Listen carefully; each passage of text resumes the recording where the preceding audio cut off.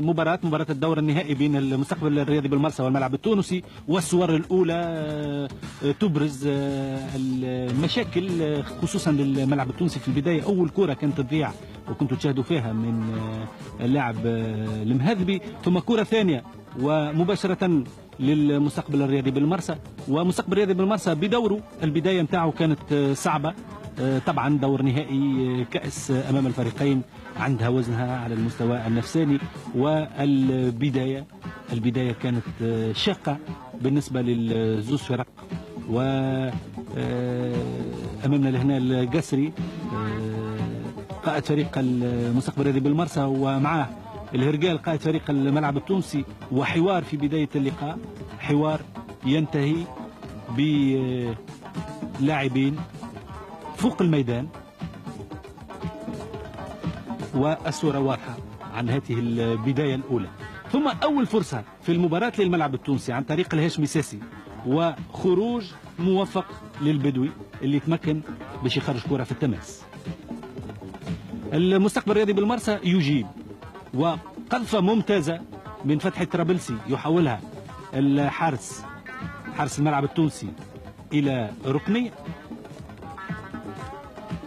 ثم يأتي الهدف الأول في الدقيقة 21 لصالح المستقبل الرياضي بالمرسى عن طريق نفس اللاعب اللي قام بالمحاولة منذ حين، والجمهور يتفاعل مع هذا الهدف.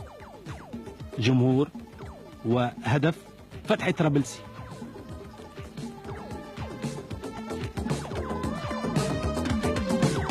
ثمانية دقائق بعد الملعب التونسي وركنية أولى تأتي بركنية ثانية، إشارة الحكم بوستة واضحة، و30 دقيقة لعب وتعديل النتيجة هدف لهدف، والتعديل كان عن طريق الهاشمي ساسي. إعادة لهدف التعديل لمتوسط هجوم الملعب التونسي، ثم قذفة من المحجوبي وبن جبله في مناسبتين يتدخل، قوية جدا من المحجوبي، والكرة القوية والمخالفات كانت واضحة جدا. محجوبي مرة أخرى والحارس بن جبله في الركنية، ثم انطلاق هذا اللاعب حاتم بن بلقاسم. شفتوه منين انطلق في الشوط الأول دائما، والنتيجة تعادل هدف لهدف بين الفريقين. وشوفوا اللاعب ايش باش يعمل هذا حاتم بن بلقاسم، 19 سنة، يدخل ويقذف، والحارس بن جبله كان موجود. ينتهي اللقاء في الشوط الأول إذن بنتيجة التعادل.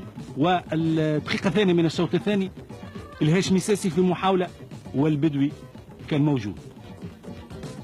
ثم شوفوا الانطلاق نتاع هذا اللاعب الممتاز في هذا اللقاء، أحسن لاعب بدون منازع، انطلاق على مستوى 18 متر نتاع المستقبل الرياضي بالمرسى، وهدف ممتاز جدا، أعتبره شخصيا أحسن هدف في هذا الموسم.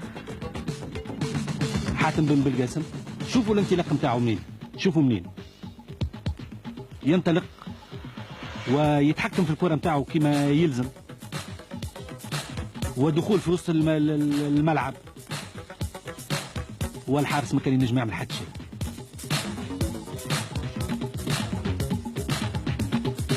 هدف جميل وإعادة بالصور البطيئة.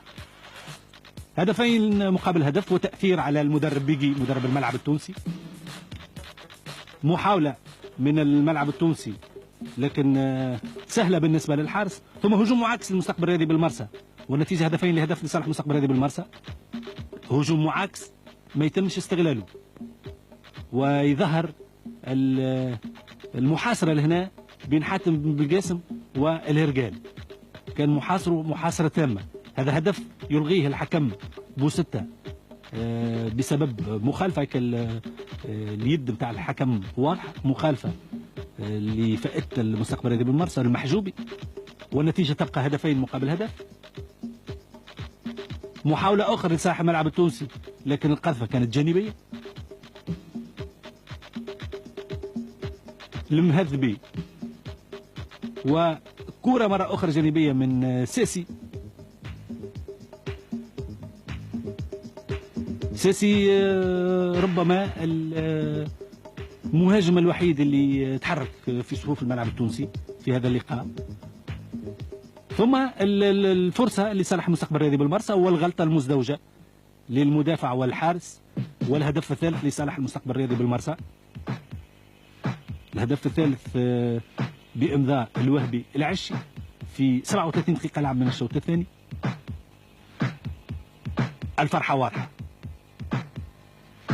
على جمهور المستقبل الرياضي بالمرسى.